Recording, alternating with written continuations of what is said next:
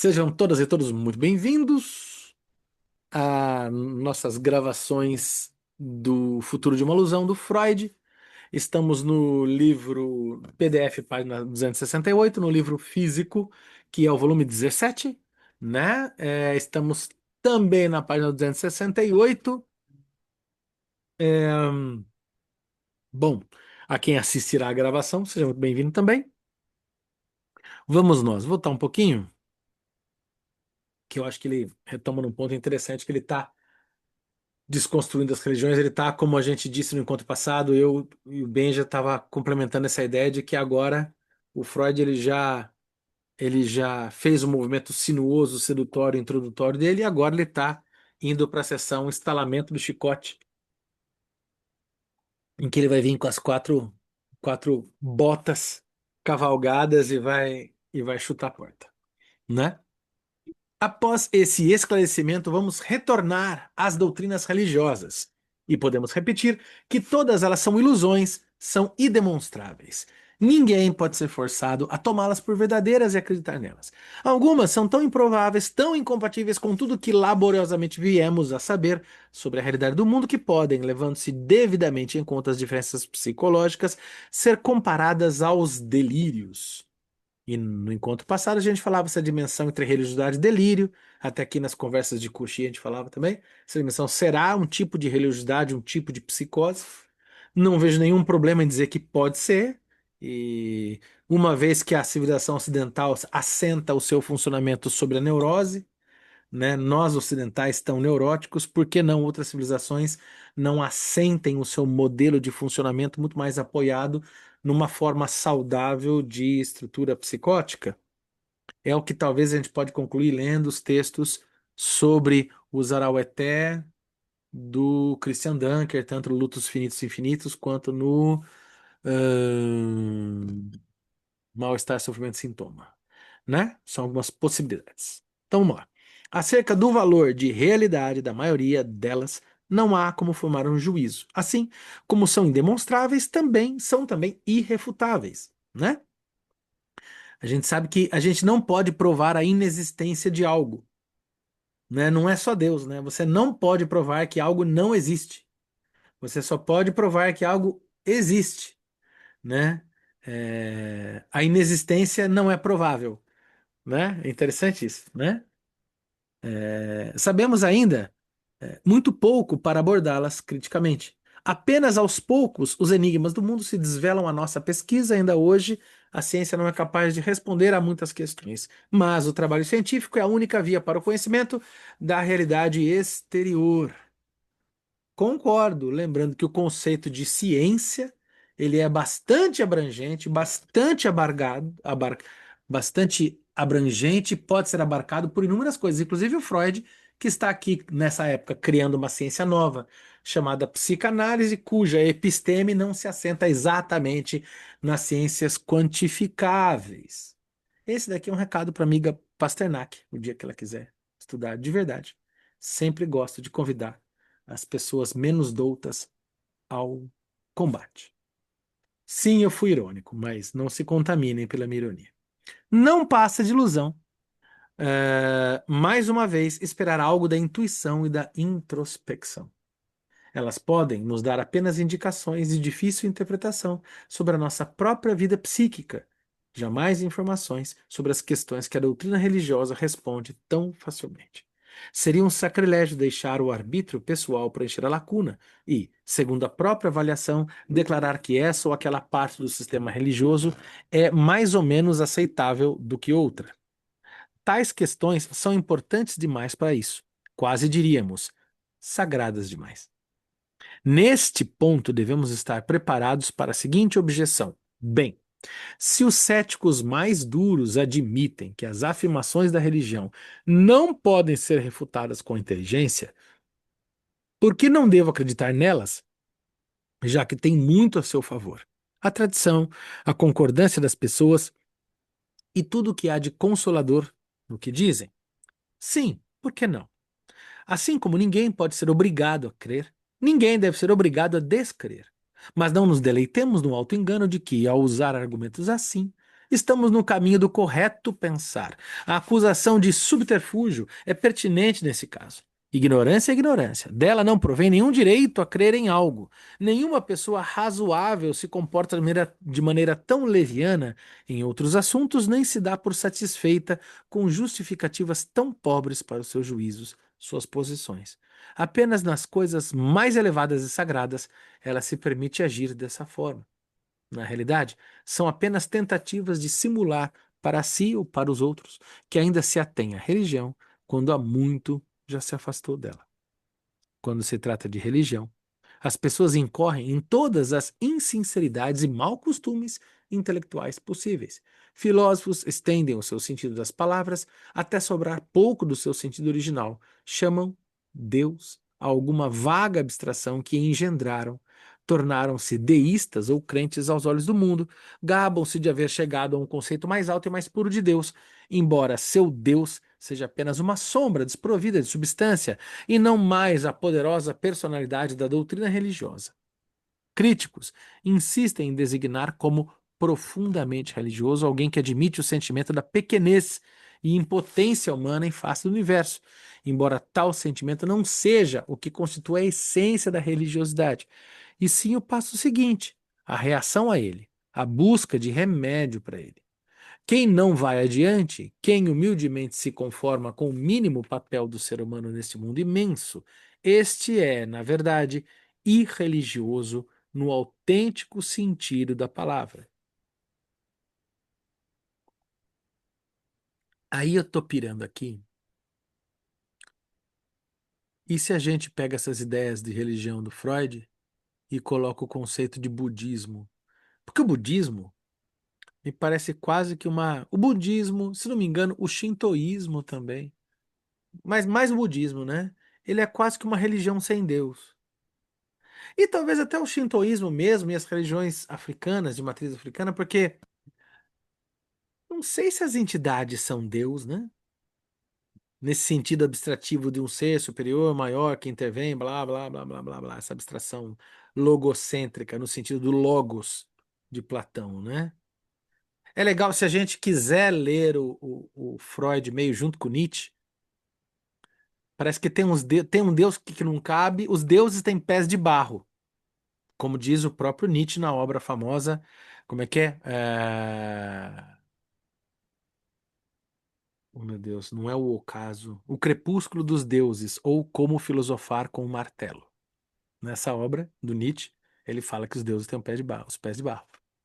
É, mas não vamos esquecer que a todo tempo a obra nietzschiana é uma obra dionisíaca, uma obra trágica, uma espécie que faz do pensamento de Dioniso, né, uma chave de leitura de uma crítica da cultura ocidental. Ora bolas. Então existem alguns deuses que cabem? Como é que é isso? Não sei. Só sei que foi assim, né? Vamos ficar com essa pulga atrás da orelha. Deixa eu ver o chat aqui. Edival, valeu, Edival. Isso aí, ó. Crepúsculo dos Deuses. É isso aí, o livro do Nietzsche. Recomendo demais, né? E que o subtítulo é mais legal ainda, né? Ou Como Filosofar com o Martelo, né? Quebrando os pés de barro dos deuses, né? É legal como tem um alinhamento, né? Do Nietzsche com o Freud, né? Vale bem a pena pensar essa relação, né? É, Continuando, não é intenção deste estudo tomar posição quanto ao valor de verdade das doutrinas religiosas. Basta que tenhamos percebido que, em sua natureza psicológica, elas são ilusões. Mas não precisamos ocultar que essa revelação também influi enormemente a nossa atitude ante a questão, que deve parecer a mais relevante para muitos. Sabemos aproximadamente em que épocas e por que tipo de homens as doutrinas religiosas foram criadas. Se também soubermos por que motivos isso ocorreu, nosso ponto de vista ante o problema da religião experimentará um sensível deslocamento. Dizemos a nós mesmos que seria muito bom se houvesse um Deus que fosse criador do mundo e benévola previdência, se houvesse uma ordem moral universal e uma vida após a morte, mas é muito singular que tudo seja como inevitavelmente desejaríamos que fosse. E seria ainda mais estranho se nossos pobres, ignorantes e cativos ancestrais tivessem conseguido resolver todos esses difíceis enigmas do mundo. 7. Tendo percebido como ilusões as doutrinas religiosas, imediatamente deparamos com mais uma questão. Não seriam de natureza semelhante outros bens culturais que temos em alta conta e pelas quais regemos nossa vida? Não deveriam igualmente ser chamados de ilusões os pressupostos que governam nossas instituições políticas e as relações entre os sexos em nossa cultura não seriam perturbadas por uma ou várias ilusões eróticas? Se nossa desconfiança foi despertada, tampouco recearemos perguntar se teria maior fundamento nossa convicção de que podemos aprender algo sobre a realidade exterior mediante o emprego da observação e do pensamento no trabalho científico. Nada pode nos impedir de considerar válido que a observação seja dirigida a nosso próprio ser e o pensamento seja utilizado em nossa própria crítica. Aqui se abre para nós uma série de investigações, cujos resultados seriam certamente decisivos para a construção de uma visão de mundo. Também imaginamos que tal esforço não será em vão e que justificará, ao menos em parte, a nossa suspeita. Mas a capacidade do autor se intimida em face de uma tarefa tão ampla. Ele tende a restringir seu trabalho à abordagem de uma só dessas ilusões, a religiosa, precisamente. Nosso opositor, e aqui ele retoma, né, o amigo imaginário, né, o Haroldo, sendo ele Calvin, né, e num brincar e a realidade winnicottiano, ele vai voltar aquele inimigo necessário que ele cria aqui. Nosso opositor nos diz com voz firme que devemos parar. Somos chamados a prestar conta do nosso procedimento irregular. Os interesses arqueológicos são certamente louváveis, mas não fazemos escavações quando elas minam as residências dos vivos, de modo que essas desmoronam e soterram as pessoas sob seus escombros. As doutrinas religiosas não podem ser objeto de reflexão como qualquer outro tema. Nossa cultura está edificada sobre elas. A conservação da sociedade humana tem por pressuposto que a maioria dos seres humanos acredite na verdade dessas doutrinas. Se lhes for ensinado que não existe um Deus inteiramente justo e poderoso, e tampouco uma ordem universal divina e uma vida futura, eles se sentirão livres de toda a obrigação de seguir os preceitos culturais. Livres de inibições e de medos. Interessante, né? Livre de inibições e de medos. Se a gente pensar que medo é um jeito de pensar uma palavra em alemão chamada Angst, nós podemos dizer, né? Livres de inibições e angústias. E vamos lembrar que nós estamos justamente num volume chamado, né? Como é que é? Inibição, sintoma e angústia. Então, livre de livres de inibições e sintomas, livres de inibições e angústias, nós vamos nos livrar de um sintoma, que é a religião. Isto sou eu alucinando. Não há provas, mas há uma possibilidade da gente pensar dessa maneira. Livre de inibições e medos, cada qual seguirá seus instintos egoístas e antissociais. Procurará exercitar seu poder e novamente haverá o caos que afastamos em milênios de trabalho cultural. Ainda que soubéssemos, certo, é que eu estou em briga com o meu negócio aqui. Ainda que soubéssemos e provássemos que a religião não está de posse da verdade, deveríamos silenciar a respeito disso e nos comportar como requer a filosofia do como ser, no interesse da conservação de todos. E, não considerando o caráter perigoso da empresa, trata-se também de uma crueldade inútil. Inumeráveis pessoas têm nas doutrinas religiosas o seu único consolo. Apenas com o auxílio delas podem suportar a vida. Quando escuto isso, eu gosto de pensar, em algum momento é o Freud, eu não sei se são nossos supervisores, eu não sei quem disse isso dentro da psicanálise, mas eu acho tão valoroso. Acho até que a Marião Minerva já disse isso em algum vídeo dela, eu não sei. Enfim, Lacan, sei lá. Que assim, você tem que tomar muito cuidado ao tirar do sujeito o seu sintoma, porque por trás desse sintoma, apoiado no sintoma,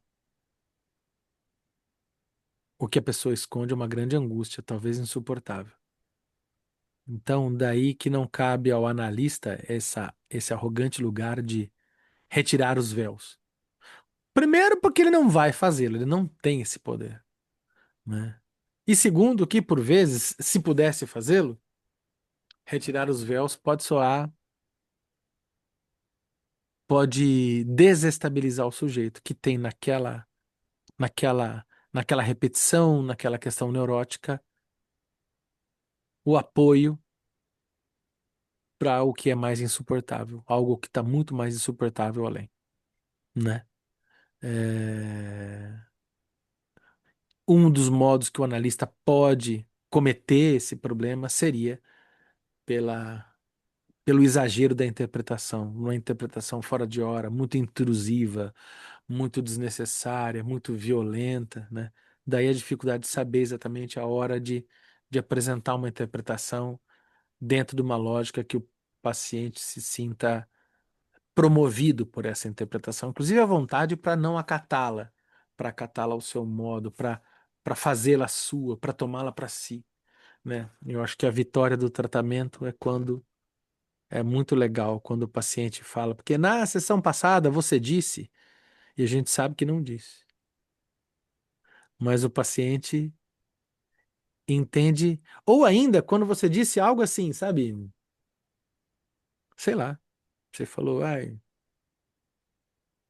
né, sei lá, olha meu óculos. E daí ele entende que esse olha meu óculos explica muita coisa. Você falou, não, eu só tava com problema no óculos mesmo, né? E aquilo para ele ganha uma significação muito maior, né? Tô dando um exemplo assim, na verdade não é exemplo nenhum, né? Mas fazendo uma metáfora qualquer, qualquer coisa que você fala que é uma passagem do texto, né? É uma conjunção que você empregou, às vezes empregou errado, talvez um ato falho seu, ou nem isso, simplesmente você disse a esmo ali, não era aquilo, não era o foco do que você estava dizendo, e justamente aquele não foco que você apresenta para o paciente se torna um material importante de construção daquilo que ele vai dizer de si. Aí você fala, que legal, falhei. Falhei porque não era isso que eu estava querendo dizer. Mas aí o paciente se apodera daquilo que você não queria dizer e ele diz daquilo que ele queria dizer, do modo que ele queria dizer. Você fala, eu falhei, mas que bom, porque é sinal que esse paciente é o sujeito da própria narrativa e constrói aquilo, mesmo com os supostos cacos que eu trouxe para análise e tal. Eu vejo um pouco dessa maneira, né? Acho que é um pouco nesse limiar dessa não compreensão das coisas que eu acho que é um movimento valoroso também da análise, né? Sendo que o que importa é como o sujeito, o paciente, o analisando, ele diz de si, né? Nessa lógica. Vamos ver aqui no nosso comentário. Gabriele. Lacan diz que o sujeito, na verdade, não quer se livrar do sintoma, de certa forma. Então, sim, se não estou enganada também.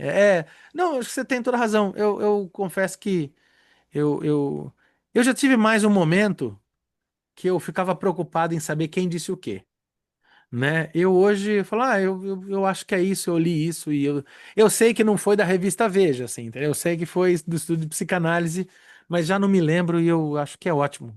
Eu vim do mundo acadêmico muito restrito, quando eu saio do rodapé e das precisões acadêmicas, eu me sinto menos neurótico obsessivo, muito mais feliz. E por isso eu venho lidando assim, sabe? Né? A Marisa aqui. Sim, o paciente chega somente onde ele consegue chegar. E eu acho legal, Marisa, isso que você trouxe, do paciente chegar onde ele consegue chegar, mas, não, você está corretíssima, tá? Não estou corrigindo o que você está dizendo, não. Mas eu diria até mais, às vezes tem uma coisa de falar, o paciente não consegue ir além. Mas isso nos coloca numa posição, parece que quase que de arrogância também, né? Como se a gente estivesse além, né? Como se a gente soubesse o que é o além do paciente também, não é? No sentido de que, por vezes, você acha que ele tem que ir no além para lá, mas ele está muito além do que a gente pode supor, mas é um além para outro lado. É um lado dele, né? Não sei se já aconteceu com você, deve acontecer sempre na prática analítica, né? O paciente que você estava achando que estava conduzindo e estava para lá, mas daí o paciente vai para um outro lado que se fala, nossa, legal. Mas fala, mas não é exatamente assim que eu estava vendo. Eu estava vendo, obviamente, da gente, né?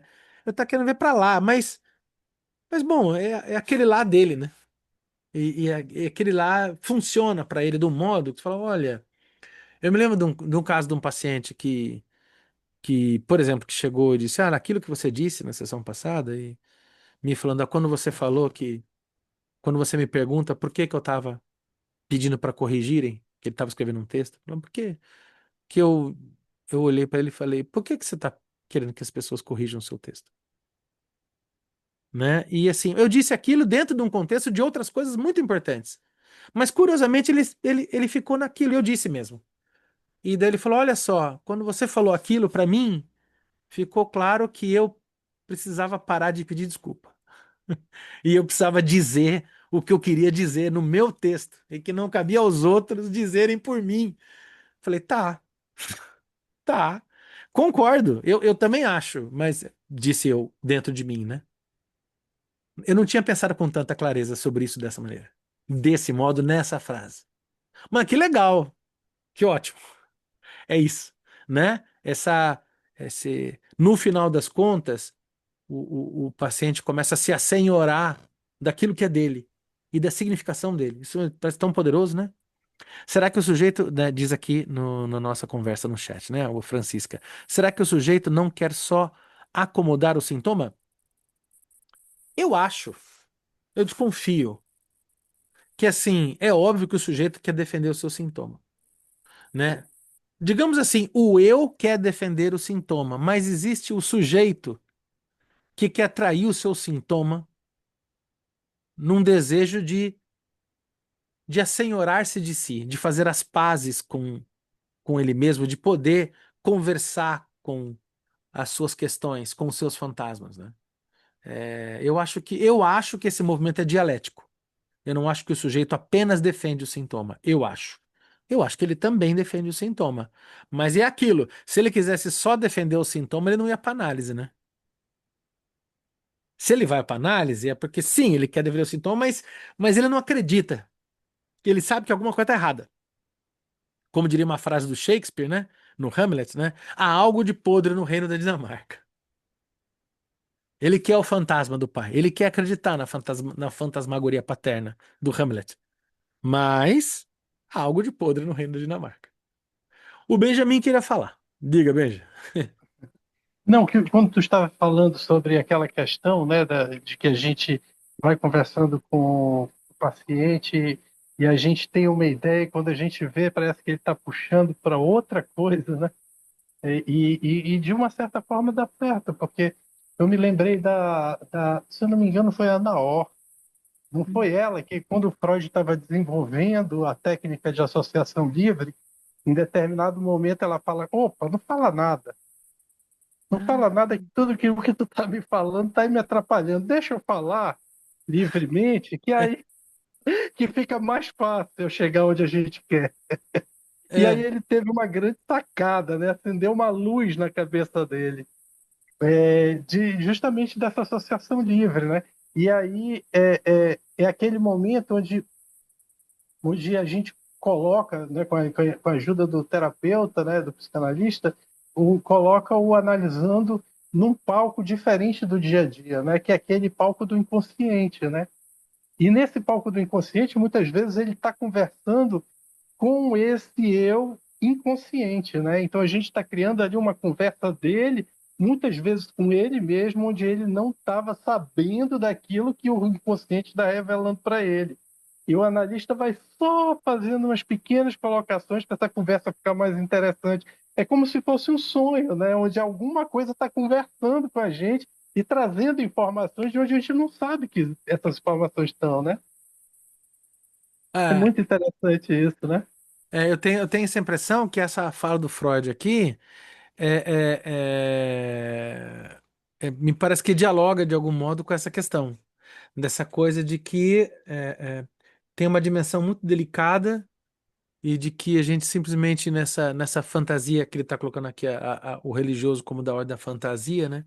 Que simplesmente isso não pode ser arrancado, né? E que de qualquer forma, a questão não é arrancar, né? A questão é assim, até porque dá para ser plenamente analisado e ser uma pessoa religiosa? Eu acho que sim. Eu não vejo. nenhum paradoxo, né?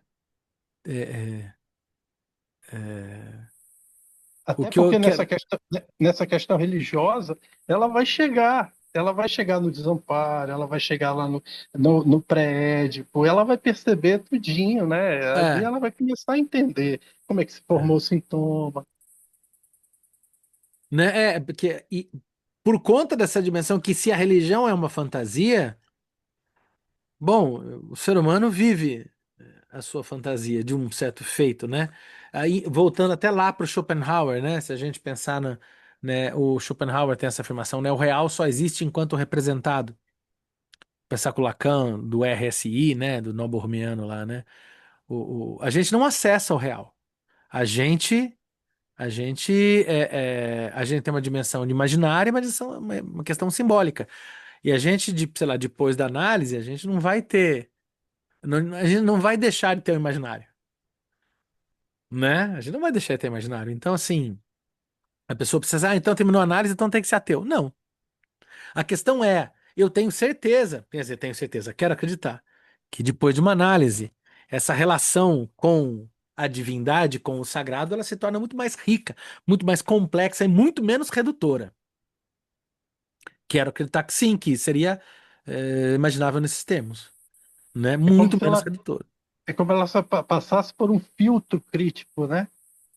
Para deixar ali aquele, né? Porque tem muitas camadas ali que ela pode estar colocando dentro de um processo ilusório, né? É, aquela questão da cebola, né? Quantas pétalas tem uma cebola? Todas, né? E depois de despir-se da última pétala, bom, é a morte, né? E aí, né? No final das contas, né? É, é, talvez essa seja a resposta do Sartre, né? Acho que é o Sartre, né? Que diz, né? Estamos fadados à nossa liberdade, condenados à nossa liberdade. Talvez nós estamos, né? Aprisionados às nossas fantasias, né? Algo assim, né? O Edival lembrou aqui o mundo como vontade de representação, né? Que é uma das bases também do Freud, leitor de Schopenhauer também, né? Essa filosofia do trágico alemão, ela perpassa a obra freudiana bastante, né? E é interessante aqui, né, Fábio, que nesse momento, ele conversando com o Haroldo aqui, ele conversando com o Haroldo, que é o amigo imaginário que faz as questões para ele, parece que ele está entrando naquele ponto onde ele fala, pô, mas se a gente tirar a religião, onde é que vai ficar a ética do mundo? Como é que as pessoas vão agir com um conceito de moral, né? Essa Uhum. moral que segundo o Haroldo aí, parte totalmente da religião, é o que faria o bem viver entre as pessoas, né? E Uhum. aí que é uma resposta difícil, né? Freud que ele vai explicar. Se eu não me engano, foi no Iluminismo, né? Que também teve, tu que conhece bem a história, e teve essa história, né, onde eles disseram que a ética não necessariamente parte da religião, né? Eu imagino que no iluminismo existe esse debate dessa maneira, mas eu acho que não convence. Eu acho que o iluminismo ele é um bando de ateu religioso, né? Tá aí o Hegel que não nos deixa mentir, né? E, bom, Hegel não é exatamente um iluminista, mas ele é derivado, né? O Kant também, né? Pensa na moral kantiana, como é que chama? O que é o princípio categórico? Como é que é? Não é princípio categórico, né? Como é que chama do categórico do Kant, né? Que é Deus, né? É assim, existe uma dimensão inescapável da divindade ocidental, tanto no Kant quanto no Hegel, né? E embora esteja toda uma ideia de construção de uma ética para além de um senso religioso, o senso religioso está lá. O senso religioso está lá, né? Então, é, eu acho assim, essa é uma questão que a gente acha que o Ocidente dá conta de responder, mas eu acho que não. Acho que ele nunca deu. Nunca deu essa conta, né? É óbvio que a gente brinca de crítica religiosa, mas no final das contas, esse atravessamento do religioso, ele é tão poderoso em qualquer civilização, mesmo nas civilizações não ocidentais, aí são outras religiosidades e tal, que assim, é inescapável, é inescapável. No final das contas, O pensamento religioso é muito, nos organiza em cultura, né? No final das contas, é meio que o tesouro do significante, né? Nos antecede, Eu né? acho que agora o Freud vai entrar nessa vereda espinhosa, né? Eu acho que eu acho que a pegada é essa, né? Vamos ver, né? É, vamos lá. Inumeráveis pessoas têm nas doutrinas religiosas o seu único consolo. Apenas com o auxílio delas podem suportar a vida. Pretende-se privá-las desse apoio, e não se tem nada de melhor para lhes dar em troca. Já se admitiu que a ciência não é capaz de grande coisa atualmente, mas, ainda que ela tivesse avançado muito, não bastaria para os homens. Se bastasse, a argumentação religiosa não faria tanto sucesso como faz hoje. Essa suposta ciência. E que ciência? Essa resposta ciência, essa ciência que quer das respostas de modo tão absolutista, tão, vou de novo adjetivar dessa forma, tão pasternakiano, uma ciência quantificável dos números, dos neurotransmissores que tudo poderia resolver, não resolve, né? Daí, por exemplo, a potência do religioso. Não vamos esquecer que para o bem e para o mal, tá? Por exemplo, o que a gente assiste no mundo contemporâneo, em termos de política, é muito atravessada por questões religiosas. Questões religiosas, por vezes, de um caráter duvidoso. Sim, mas de uma ordem de sensibilidade religiosa, no sentido de identificação das massas e tal, né? Não se esqueçam que, por exemplo, o atual e horroroso presidente dos Estados Unidos é louvado ali no poder onde está por ser uma espécie de representante de Deus para livrar o mundo de uma suposta conspiração de pedofilia. Essa é uma das grandes crenças do papel de Donald Trump no poder em 2025, tá? É uma lógica praticamente de um rei taumaturgo feudal. É isso que é isso que está sendo mobilizado pelo presidente da República, filha do Iluminismo, né? Assim, então, assim, Spinoza tá certo. Essa razão que se quer puramente razão não é tão racional assim, né? Vamos sempre lembrar disso.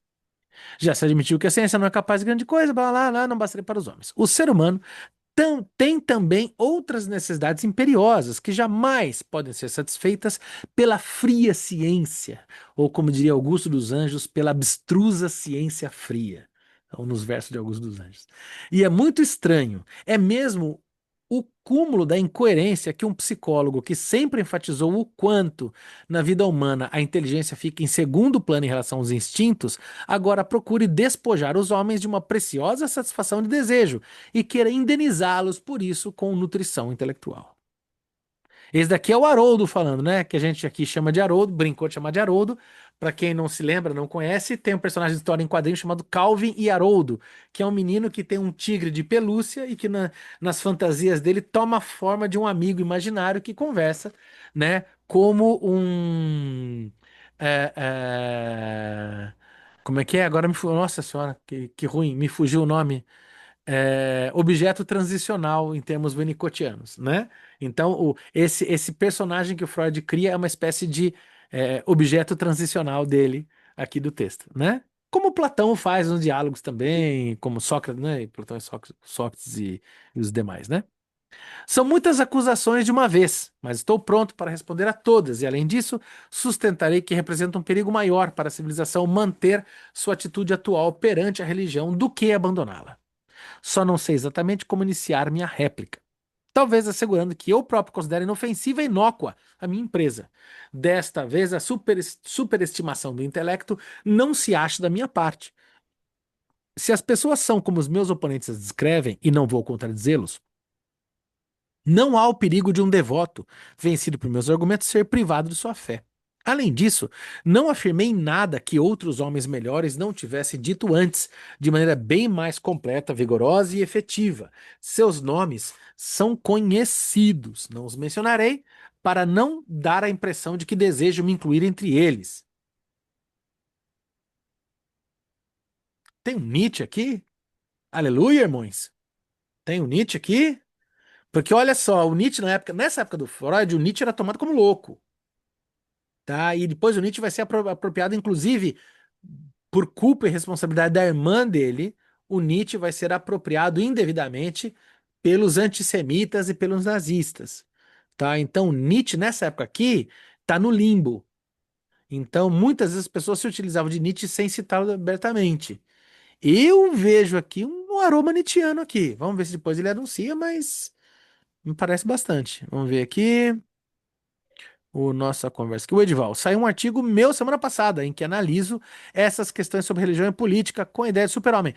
O Edival está devidamente intimado, né, e irá comparecer à Polícia Federal se não enviar o link no grupo de WhatsApp para que a gente acesse. E digo mais, Edival, digo mais, faço aqui uma provocação pública que ficará gravada nos anais da história. Você, por favor, entre lá no canal Cultura Crítica e Psicanálise. Quando esse vídeo estiver no ar, chegue nos comentários e publique o seu artigo lá, para que todo mundo acompanhe os debates. Ora, bolas. Aqui tem informação, tá bom? Ô, quero ler, hein? Pô, Edival, por favor. Só traz. Só traz. Muita vontade. Mas eu acho que tem um cheiro nietzschiano esse negócio aqui. Eu já falei mil vezes dela, não vou falar de novo. Tem lá o livro lá, acho que eu devo ter passado para vocês, da querida amiga lá que trabalha com Nietzsche e Freud, né? Bem legal o trabalho dela. Eu, a- eu apenas, e é a única novidade em minha exposição, adicionei alguma fundamentação psicológica à crítica de meus grandes predecessores. Ah, é Nietzsche isso daqui, cara. Pelo amor de Deus, só pode ser. É pouco provável que justamente esse acréscimo produza o efeito que foi negado aos autores anteriores. Nossa, o Nietzsche total tá debatendo religião, cara. Quando no Etiomo que ele fala, no Etiomo, ele assina os textos como é que é? O Nietzsche assina os textos como o crucificado, né? Como uma espécie de um Cristo anticristo. Tem a obra dele, o Anticristo também, né? Nossa. Que o anticristo do Nietzsche não é só um anticristo, não é uma negação, é uma sátira. É um Cristo que funciona cristicamente, mas contra um cristianismo romano instituído, vamos colocar assim, sabe? Vale muito a pena. Bababá. É claro que alguém poderia me perguntar por que escrevo tais coisas. Estou seguro de que não terão nenhum efeito, mas voltaremos a isso depois. O único a quem esta publicação pode prejudicar sou eu mesmo. Terei de ouvir as mais indelicadas recriminações de superficialidade, estreiteza e falta de idealismo e de compreensão pelos mais elevados interesses da humanidade. Por um lado, contudo, essas admoestações não são algo novo para mim. E por outro lado, quando um homem já em sua mocidade colocou-se acima do desagrado de seus contemporâneos, como poderá isso afetá-lo na velhice, quando sabe que logo estará fora do alcance de todo favor e desfavor, né? Redimido pelos braços da morte. Em tempos passados era diferente, com declarações deste gênero. Se obtinha seguramente uma abreviação da própria existência na Terra e uma boa antecipação da oportunidade de fazer observações próprias sobre a vida além túmulo. Parece aqui também um certo aroma de revolução copernicana, né? Como Copérnico que nega o heliocentrismo, né, e tal. Fala, Benja. É isso mesmo que eu É, pensei.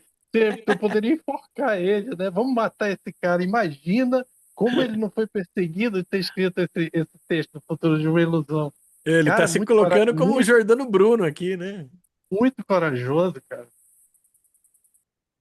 Sem dúvida, né? Ele já tá dando uma alfinetada na Inquisição aqui, né? Mas repito, esses tempos passaram e hoje esses escritos são inócuos também para o autor. Quando muito pode ocorrer que a tradução e difusão do seu livro seja proibida nesse ou naquele país, e justamente, claro, num país que esteja convencido de sua elevada cultura. Nossa, ele foi mal mesmo, hein? Nossa, não teve piedade. Mas também precisamos ser capazes de tolerar esse dano quando defendemos a renúncia do desejo e a aceitação do destino. Depois perguntei a mim mesmo se a publicação desta obra não poderia, afinal, trazer infortúnio. Não há, não há uma pessoa, é certo, mas há uma causa, a causa da psicanálise. Pois não se pode negar que ela é criação minha e já deparou com muita desconfiança e má vontade. Se agora apareço, todo ano tem os assassinos da psicanálise, os matadores de psicanalistas. Aqueles que vão fazer a psicanálise e morrer, lá, lá, lá. A última foi aquele da Pasternak. E a obra dela vendeu bastante, já ninguém nem lembra o nome. Se não é uns cara chato que nem eu ficar lembrando dela, pro desespero dela. Mas também não sou ninguém, também ninguém liga, né? Mas que ninguém nem lembra. Pastor quem? E o Freud está lá, viçoso, bonito, com o seu busto áureo, né, com a sua capa de Spawn brilhando sobre o céu da Acrópole, né? Pois todo mundo fica tentando matar a psicanálise. A psicanálise é que nem bolo, quanto mais bate, mais cresce.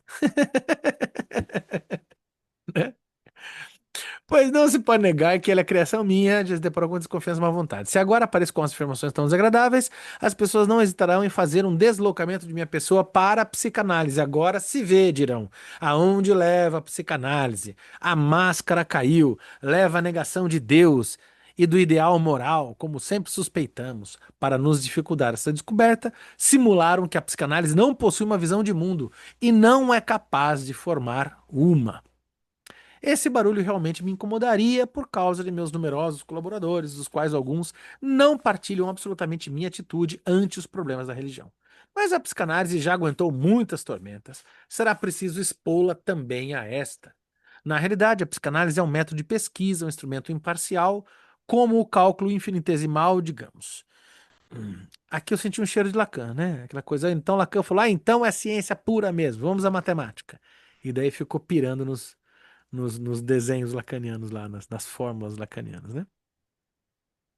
Se empregando um físico viesse a descobrir que a Terra acabará ao fim de certo tempo, as pessoas hesitarão em atribuir tendências destrutivas ao próprio cálculo e interditá-lo por isso. Tudo que afirmei sobre o valor de verdades das religiões prescinde da psicanálise, já foi dito por muitos outros antes que ela existisse. Se a aplicação do método psicanalítico proporcionar um novo argumento contra o teor de verdade da religião, tanto pis, tanto pior para a religião. Mas os defensores desta poderão, como o mesmo direito, utilizar-se da psicanálise para apreciar plenamente a importância da doutrina religiosa. Agora prosseguirei com a defesa. É evidente que a religião prestou grande serviço à cultura humana, contribuiu muito para domar os instintos associais, embora não o bastante. Por muitos milênios ela dominou a sociedade humana, teve tempo para mostrar do que é capaz. Se tivesse conseguido tornar feliz a maioria dos homens, consolá-los, conciliá-los com a vida, torná-los portadores da cultura, ninguém pensaria em buscar uma mudança nas condições existentes. E o que vemos em vez disso? Aqui eu vou fazer uma provocação. Ah, Freud, mas também não vale, né? Porque talvez e só talvez o contentamento, não é talvez, é certeza, mas vamos lá. Fiquemos com essa retórica. Não é da natureza humana o contentamento, né? E eu gosto muito, para tratar disso, tem um conto do Machado de Assis, muito legal, um conto curtinho, chamado A Igreja do Diabo. Não sei se vocês já leram, leiam A Igreja do Diabo do Machado de Assis. Que o diabo resolve fazer uma igreja. E aí ele acha que Deus vai ameaçá-lo, mas Deus começa a achar engraçado. Que fala: sério que você vai montar uma igreja? Tá bom, vai aí, você vai ver onde você vai se meter, né? E começa a zoar com o diabo, vale muito a pena. Aí eu só vou dar, já dei esse spoiler, vale a igreja do diabo, porque assim, olha, o ser humano não consegue se contentar. Então assim, mas a igreja não deu conta. Mas o que que deu conta? O que que vai dar conta, né? O ser humano não se satisfaz, não importa. O ser humano não nasceu para se satisfazer, né?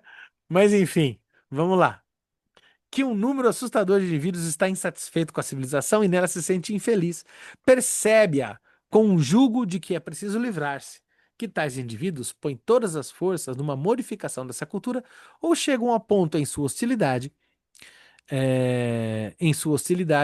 a ela, de nada mais querer saber de cultura e restrição de instintos. Neste ponto, veremos a crítica de que isso vem justamente do fato de a religião haver perdido boa parte de sua influência sobre as massas humanas, graças precisamente ao lamentável efeito dos avanços na ciência. Tomaremos nota dessa admissão e de seus motivos e depois a utilizaremos para nossos propósitos, mas a objeção mesma não tem força. O melhor exemplo desse debate que está aqui, para fazer uma alegoria bonita desse debate, e aí? Ah, mas a religião não fez, mas foi a ciência culpada. Vai para Anjos e Demônios, aquele filminho que é do mesmo, que é da série do. Ah, meu Deus do céu, daquele da Mona Lisa lá, como é que é? que é do Robert Langdon, dos romances policiais lá do. É, do Código da Vinci, né? Isso! Dan Pronto! Brown. É, do Anjos e Demônios, do Código da Vinci, né? O Edival colocou aqui, ó, a ânsia de ter e o tédio de possuir. É Schopenhauer, né? Né? A vida é um pêndulo que oscila entre a ânsia de ter e o tédio de possuir. O próprio Schopenhauer. Aliás, tem uma abertura no Machado de Assis. Leiam Memórias Póstumas de Brás Cubas.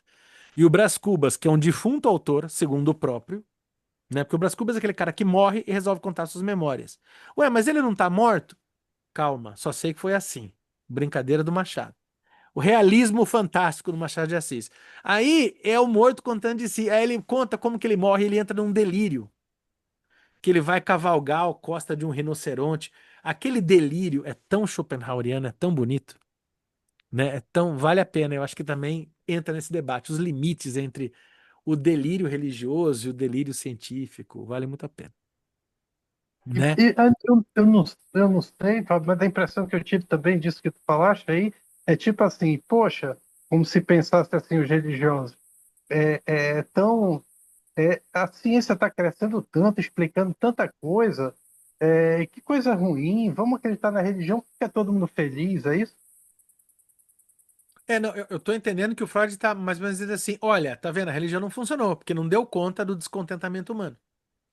E eu acho que ele tem Uhum. um ponto. Mas também é justo lembrar que tá, não deu conta do descontentamento humano, porque nada dá conta do descontentamento humano. Sim, é como eu entendi também assim como sendo um, porque aqui, mas é tipo que como se ele estivesse querendo dizer isso, será que também é como se a religião não pudesse, não, se a religião perder espaço para a ciência, o ser humano vai ficar mais descontente. É, que os religiosos diriam isso, mas também isso acontece, né? Serão os religiosos conservadores, né? Ah, mas por que que a religião não dá mais conta?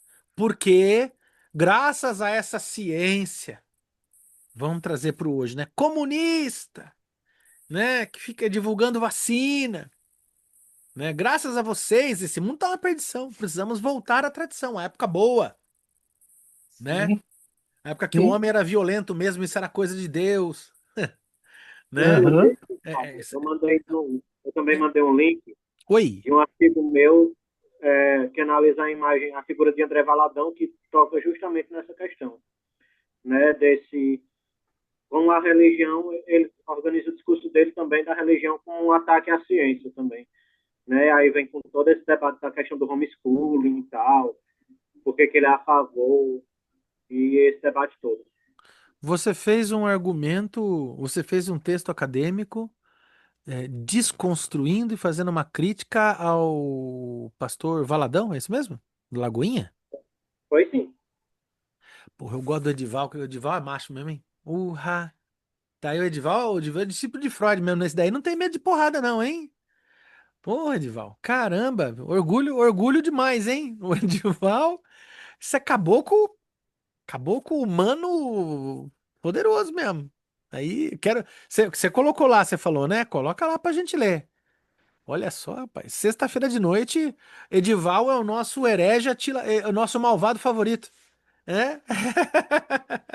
O Valadão é um dos pastores mais poderosos politicamente, certamente articulado lá com Malafaia, bancada de Bíblia e coisa do mais. Um dos donos do poder, né? A gente torce para que o mundo esteja com mais Edivals e menos Valadões. Gente que critica, que pensa, que vai, é isso aí, Edival, valeu. É muito isso.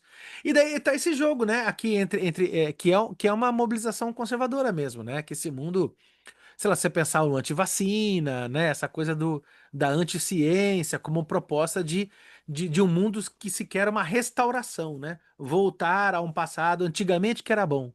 Claro, antigamente que era bom para alguns que podiam espancar outros, né? Hoje ainda espancam, mas hoje a gente denuncia, né? Fala, olha, tá errado isso, né? E claro que antigamente que era bom, né? Óbvio, para aquele que tá. Depende do lado do revólver que você tá, estava bom. né? Depende do lado da chibata que você está, estava bom, né? Mas é preciso que não hajam chibatas, né? É que. Ah lá, Joyce colocou mesmo, por favor, né? Coloca lá o texto, né? Edival, eu quero Jesus mais que minha sexualidade. André Valadão. É o texto, o título do texto do Edival. Vou dizer aqui verbalmente aqui para ficar gravado aqui, ó. Eu quero Jesus mais que minha sexualidade. André Valadão e seu discurso conservador perante a sexualidade. Deixa eu ver se eu entendi. Eu quero imaginar, conhecendo o poder acadêmico, a cuidade acadêmica do nosso amigo Edival, que essa frase, eu quero Jesus mais que minha sexualidade, deve ser alguma afirmação do próprio pastor. É verdade esse bilhete, Edival? Isso mesmo? Isso. Meu Deus, que horror. Vou ter que repetir para que fique claro. Meu Deus, que horror. Talvez seja por isso então a religião esteja ligada ao negacionismo, né? Essa religião, sim, né? Essa religiosidade, sim, né? Essa realidade, sim, com certeza, né? E assim, e gosto de continuar de mão dadas com Marx, né? A questão material produz a cultura. Essa gente ganha com isso. Ganha poder, ganha dinheiro, né? Ganha. é, é, é, ganha, ganha no sentido de poder e dinheiro, que é a mesma coisa, né? É, vamos ver Não, aqui. Fábio, só eu estava pensando, né, Oi. nesse texto, o Freud em relação a Marx, que foi uma coisa que me pegou muito, né, que a gente tem que colocar como opostos, né, até pegar o próprio título, Futuro do Ilusão, né? Se Hum. você pegar, por exemplo, a definição que Marx faz de ideologia, né? Como esse véu que mascara a realidade, né? Como essa questão da ilusão também, né? Que é algo que está descolado nesse sentido, né? Então, até o próprio título do texto do Freud dialoga diretamente com essa questão da alienação para Marx, né? Como esse véu que mascara a realidade e tal. Né? Só que Marx pensa mais na questão econômica mesmo e Freud vai por esse viés religioso, que é uma coisa que Marx não se atenta tanto, né? Assim. E que, assim, me parece, quando você mesmo traz essa colocação do Freud e do Marx, né, de falar do véu, né? Que é, o próprio conceito do Schopenhauer, que é o véu de Maia, né? Que é tirar o véu de Maia da realidade, que encobre a realidade, né? Que é um conceito que o Schopenhauer traz do pensamento Vedanta, hindu, né? Olha que loucura, a gente tá lá na Índia, a gente vai para Schopenhauer, Freud e Marx, que vão ser muito bem unidos, e você sabe muito bem, tem um certo que trabalha com isso, né? Na escola de Frankfurt, né? Adorno, Horkheimer, Walter Benjamin, né? Essa turma toda aí, né? E que, por exemplo, o Benjamin falou dos conservadores religiosos, mais na Europa do que no Brasil, mas os conservadores europeus falam muito isso, né? Assim como aqui no Brasil fala-se do comunista, o horror teórico lá na Europa é da escola de Frankfurt. Para eles, assim, o horror do comunismo da escola de Frankfurt. Porque a escola de Frankfurt, né? Adorno, Horkheimer, Benjamin, a turma toda, é, é, é ela faz a fusão, né, do pensamento, digamos assim, do Marx e da psicanálise, né, do Freud e do Marx, né? Alguns gostam de chamar a escola de Frankfurt de escola freudo-marxista, né? Enfim. Legal, a Vivi mandou parabéns aí pro Odival, e é isso aí, pô, legal demais, cara. Acho que isso que eu mais gosto desse grupo, de tudo que a gente faz aqui, que é bem essa coisa de que não é sobre dizer, quando a gente vai trabalhar com psicanálise e religiosidade, talvez muitos que já queiram pensar, a gente vai criticar a religião, então um bando de ateu herege. Não. A gente vai, então, fazer a psicanálise tem que ser religiosa. Não, também. A psicanálise é leiga, não é religiosa. Então, o que que a gente vai fazer? A gente vai botar para conversar e vai estender, como diria o Nietzsche, né? Torcer o Nietzsche falava que gostava de pegar as palavras e torcê-las até que elas gritassem. E a gente vai pegar esses limites e torcê-los e esgarçá-los até entender os seus limites e possibilidades, né? E que o que possa vencer, se é que tem alguma coisa para ser vencida, é a capacidade crítica, e aquele que é religioso, aquele que estiver nesse grupo ou em outros, que seja evangélico, judeu, católico, palestino, muçulmano, inuit, enfim, coraixita, o que quiser, macumbeiro, que com esses nossos encontros consiga pensar criticamente de forma ventilada, de forma multiperspectivada, as possibilidades da sua fé e que ela fecunde, funcione, articule com outras pessoas e estabeleça laço. Porque se não é para estabelecer laço e para funcionar em termos de humanidade, ora bolas, para que serve o Deus? Eita, fui longe demais. Menos palanques. Vamos mais um pouquinho, né? Vamos mais um pouquinho. Não é, se não é para conversar com as pessoas, para que serve Deus? Pronto, falei. É só minha opinião, tá? Discorde à vontade.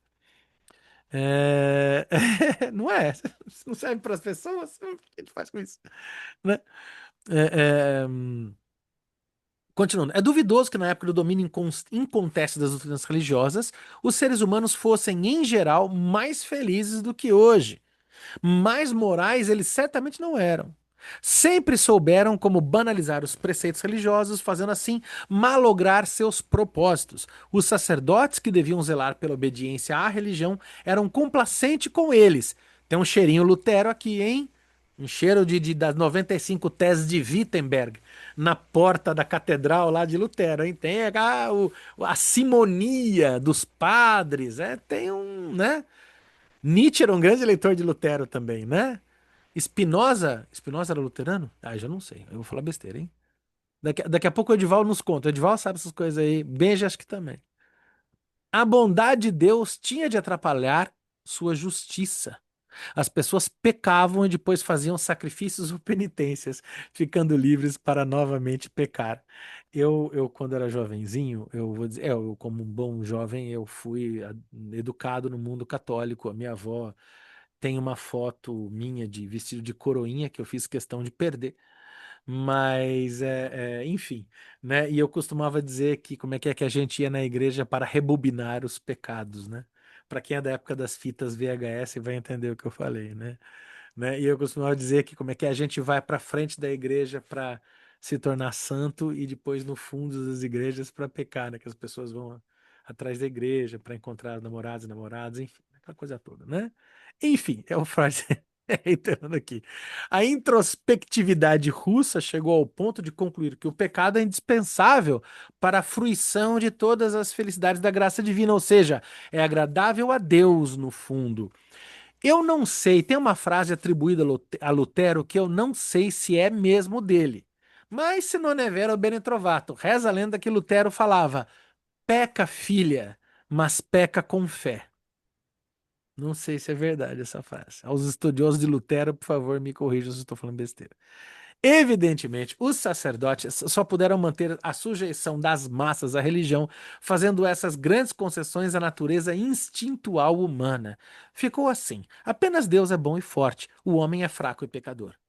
Em todas as épocas, a imoralidade não encontrou menos apoio na religião do que a moralidade. Se não são melhores as realizações da religião no que toca à felicidade dos homens, a aptidão destes para a cultura e a seu controle moral, cabe então perguntar se não superestimamos sua necessidade para a humanidade e se agimos sabiamente ao nela basear nossas exigências culturais. Tomemos a inconfundível situação de hoje.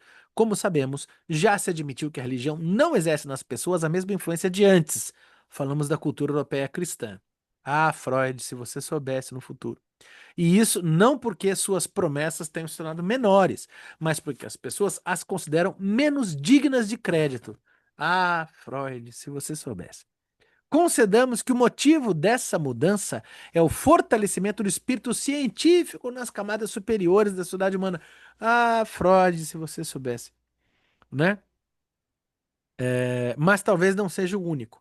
A crítica solapou a força comprobatória dos documentos religiosos. As ciências naturais apontaram os erros que eles continham. Os estudos comparativos notaram a fatal semelhança entre as ideias religiosas que veneramos e as produções espirituais de povos e tempos primitivos.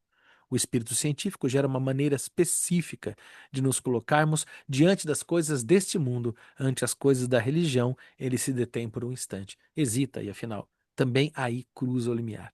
Nesse processo não há interrupção. Quanto mais pessoas têm acesso aos tesouros do nosso conhecimento, tanto mais se dissemina o afastamento da fé religiosa, primeiro apenas de suas roupagens antiquadas e chocantes, depois também de suas premissas fundamentais.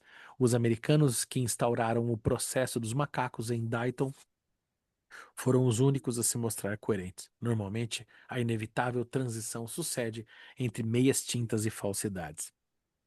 Deixa eu ler aqui a nota.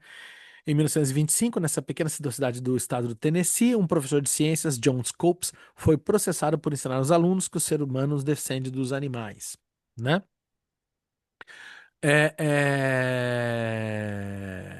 Como é que é?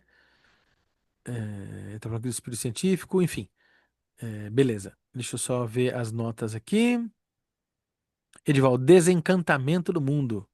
Weber errou feio. Não é a crítica ao Weber aqui sobre o desencantamento do mundo, né? Errou entre aspas, né? Das pessoas instruídas e dos que trabalham com o intelecto, a civilização tem pouco a temer. Neles ocorreria discretamente a substituição dos motivos religiosos do comportamento cultural por outros, seculares. Além disso, eles próprios são, em boa parte, portadores da cultura. É diferente com a grande massa dos não instruídos, oprimidos, que têm todas as razões para serem inimigos da civilização, enquanto não sabem que não se acredita mais em Deus, tudo está bem.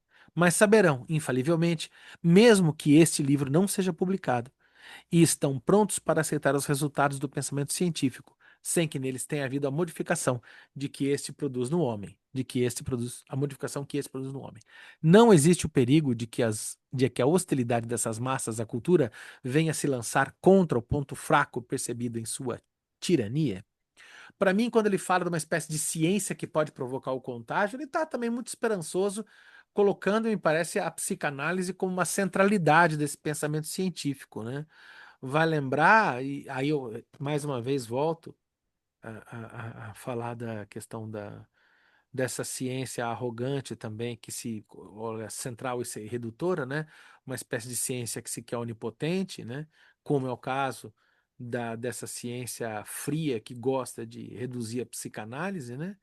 Como é o caso da Pasternak e do Orsi, né? E que também acaba se comportando de modo dogmático também, né? Reduzindo o conceito de ciência, né? Curiosamente, a gente vê, por vezes, uma proposta científica se colocando nesse lugar quase que de religioso nesses termos, né? Olha, a ciência é só essa que pode ser uma ciência laboratorial, de duplo cego, de teste randomizado, e reduzindo o conceito científico, né? Nesse aspecto, pede todo mundo também. E também parece lembrar quando a ideia da ciência enquanto contágio, uma ciência aberta, uma ciência livre, talvez seja essa ciência aquela que o Nietzsche denomina de uma ciência alegre, que é um jeito de nomear a ciência que está no livro do Nietzsche chamado Gaia Ciência. Gaia Ciência significa ciência alegre, uma ciência capaz de rir de si mesma, capaz de refundar e recriar-se, parece retomar, né, no começo do Gaia Ciência tem lá Dizeres sobre Minha Porta, né? Um poemeto que fala, né, que nunca segui um mestre que não conseguisse rir de si também, né? Uma espécie de uma ciência capaz uma ciência que contém um riso, né? E quando ele fala dessa ciência contagiosa, porque crítica, parece que ele está colocando a psicanálise, né? Tem até aquela famosa frase quando ele vai para os Estados Unidos junto com o Ferenczi e o Jung, né? Que ele fala: será que eles sabem que nós estamos levando a peste? E a peste era a psicanálise, né? Nesse sentido de uma ciência psicanalítica alegre, feliz, crítica, poderosa, vamos colocar assim, é, que palavra que eu quero colocar? Libidinosa, né? Na sua criatividade, né? Enfim, é preciso que ela seja essa ciência também, né? Fábio, Oi. também uma coisa que eu percebi aqui, não sei se ele vai desenvolver para esse lado, mas ele está querendo, acho que, explicar que não necessariamente a gente precisa ficar dependente da religião como um determinante da moral humana, de convivência ética, mas também é como se ele conseguisse mostrar que a ciência consegue fazer isso também, através do estudo, vamos dizer, da história, através do estudo antropológico, através do estudo da ciência política. Claro que a religião tem aquela questão do medo, né? Se eu morrer, eu vou para o inferno, se eu morrer, vai acontecer alguma coisa. Ou então, se eu for uma boa pessoa, eu vou para um lugar bom, um lugar onde as pessoas se amam, então eu preciso. Mas não, é como se aqui as coisas pudessem resolver, no sentido de que eu vou entender a dor do outro, eu vou entender como é que se formam os movimentos políticos, eu vou entender o que é a miséria humana, eu vou ter um entendimento antropológico, um entendimento histórico. Eu acho que ele está querendo puxar também um pouquinho para esse lado da ciência, como se ela também pudesse abarcar essas questões que a própria religião abarca, né? Me parece A, que filo, sim, né? a filosofia. Me parece que ele tem uma crítica, assim, é óbvio que é um texto que tem uma dimensão muito datada no sentido da crítica que ele faz a uma religiosidade dogmática mesmo, né? De uma religiosidade, assim, inclusive ele está em 29, né? Vamos lembrar que a ascensão do nazismo não se fez contrária à religiosidade, né? Se fez, inclusive, no seio da religião católica, né? O nazismo se implementa como uma religião católica e tivemos caso aí da colaboração papal, né? Diretamente o nazismo, né? Então, me parece que agora é óbvio que a gente do lado de cá da história, depois de um mundo assim que passou o nazismo e que agora até que vê uma espécie de retomada de um fascismo, de um posicionamento nazifascista, de algumas posturas que podem ser lidas como nazifascistas, né? Como fica aquela ideia de que, olha, é sobre a religião, mas sobre o dogmatismo, né? Sobre o dogmatismo em geral. E que por vezes a gente aprendeu no contemporâneo, talvez até depois do Freud, que às vezes o dogmatismo ele é um sintoma, e como todo sintoma, ele circula. Às vezes ele não está na religião, né? Que dogmatismo tem um Júlio Lancelotti? Nenhum, nenhum, né? Então, assim, vamos lá, vou voltar à minha provocação, porque eu gosto dessa provocação. E se um dia nos encontrar aqui, que nos respondam. É, o Júlio Lancelotti é menos dogmático do que a Natália Pasternak nas suas áreas. O Júlio Lancelotti é um padre nietzschiano. Isso é uma fala do Júlio Lancelotti, tá? O padre Júlio Lancelotti, quando ele fala, eu estou do lado dos pobres, do lado dos perdedores, e eu sei que eu vou perder, porque eu escolhi o lado dos perdedores. Mas eu escolhi o sentido do lado, a minha vida tem um sentido do lado dos perdedores. E eu perco porque esse é o lado que eu escolhi. O padre Júlio Lancelotti está sendo nietzschiano. Completamente nietzschiano. Sabe, o fim da vida é a morte, eu afirmo a vida, destarte a morte que se apresenta. Isso é Nietzsche em Carrara esculpido, não tem nem o que falar. Enquanto a Pasternak diz, ciência é o que eu pratico no meu laboratório, com os meus laboratórios conveniados, com as pessoas que eu gosto de praticar. E quem não concorda comigo do modo que eu penso não faz ciência, porque a ciência sou eu, quase numa paródia do absolutismo francês de l'état c'est moi, o Estado sou eu, quem é dogmático é Pasternak, não Júlio Lancelotti. Então, me parece que essa ilusão aqui, se a gente extrapolar ela, porque a gente viu depois do Freud, que o Freud aqui está pré-Segunda Guerra Mundial, está no momento. Em 28, o Hitler chega ao poder. Em 29, o Freud está publicando O Futuro de uma Ilusão. Né? Depois de tudo que a humanidade viveu e que a gente sabe pelos livros de história e que a gente viveu muitos séculos depois do Freud, a gente está quase um século, né, depois desse texto. Esse texto tem quase 100 anos. Me parece que a questão não é simples assim, é a religião, no sentido do sentimento religioso. A questão é o dogmatismo, que vem de brinde com o sentimento religioso. Mas, cuidado, às vezes o dogmatismo está em alguns lugares que não é religiosidade. Ou rezar para pneu é religiosidade? Não. Mas no Brasil teve. Mas é reza. É dogmático. E é religião? Não. Onde está a ilusão? Né? Os deuses têm pés de barro. Legal. Mas quais?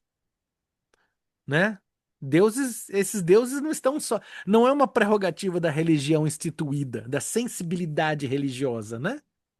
Mas o dogmatismo, no geral, do modo que eu tô lendo, né? Deixa eu ver aqui.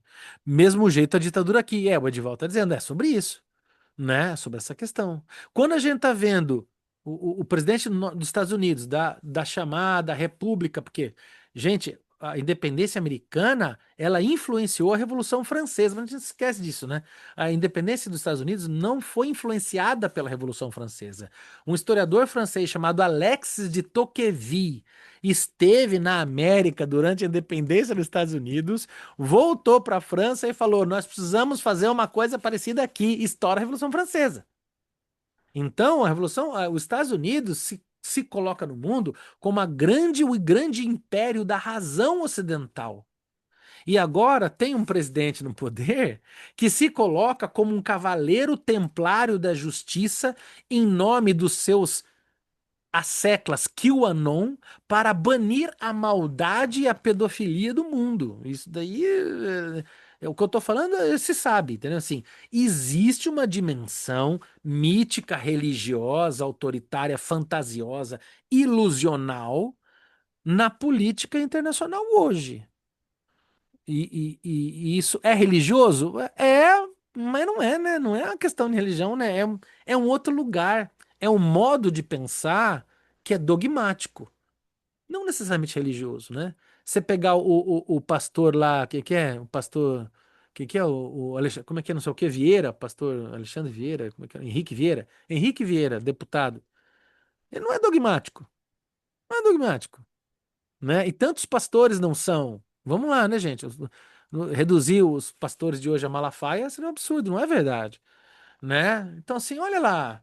O que que tem aquele Kivitz lá, esqueci o nome lá também, cara progressista interessante, né? Então, assim, estou falando dos evangélicos porque a gente sempre lembra muito dessa questão, né?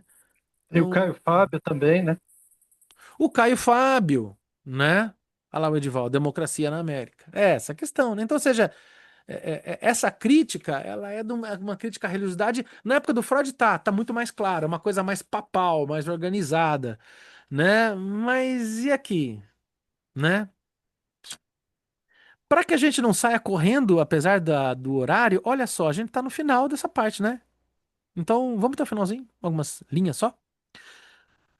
Quando alguém, né, a hostilidade dessas massas da cultura vem a se lançar contra o próprio fraco percebido em sua tirania, quando alguém não pode matar o próximo apenas porque Deus não o permite e o punirá severamente nesta ou noutra vida, mas depois esse alguém descobre que não há nenhum Deus, que não precisa temer sua ira, então matará o próximo sem qualquer escrúpulo. Apenas um poder terreno o impedirá de fazê-lo. Portanto, ou se faz uma severa contenção dessas massas perigosas, um rigoroso bloqueio de toda oportunidade para o despertar intelectual, ou uma profunda revisão dos laços entre civilização e religião.